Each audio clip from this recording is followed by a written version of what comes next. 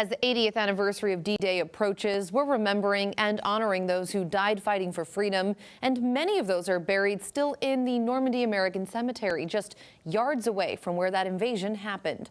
Marilena Baloris takes us there.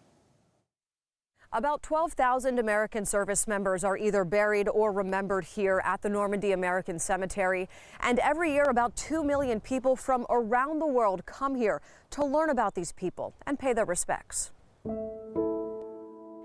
9,338. That's how many people are buried within the hallowed grounds of the Normandy American Cemetery. This cemetery commemorates the sacrifice of an entire young generation, but also the sacrifice of all those families, because they were all the son or the brother of someone. Many of them just got a child before they left home. Many of them just got married before they left home. They were husbands, parents, but they were all part of a family. Marble crosses mark most of the graves within the cemetery, but in recent years, there's been an effort to acknowledge the soldiers of Jewish heritage who hid their religion during and after the war. The cemetery made a promise to change their grave markers at the request of their families. We're still honoring this promise. Now there are 152 Stars of David in Normandy American Cemetery. There are 45 sets of brothers who are buried in the cemetery, including 33 who are buried side by side. That includes 2 sons of President Theodore Roosevelt, Brigadier General Theodore Roosevelt Jr. and Lieutenant Quentin Roosevelt, who's the only World War I aviator buried in Normandy.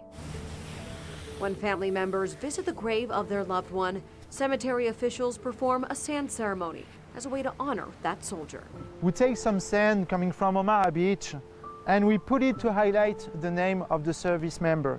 Within this sacred place is also a memorial with a semicircular garden.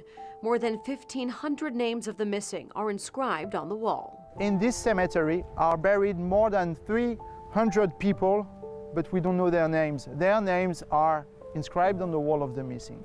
Rosettes mark the names of those since recovered and identified, a way to always remember those who fought and died on the beaches of Normandy. The folks who work here know it's not easy for everybody to come to Normandy and pay their respects in person, so they encourage everybody at home to learn about veterans in their community and honor them. In Normandy, I'm Marilena Baloris.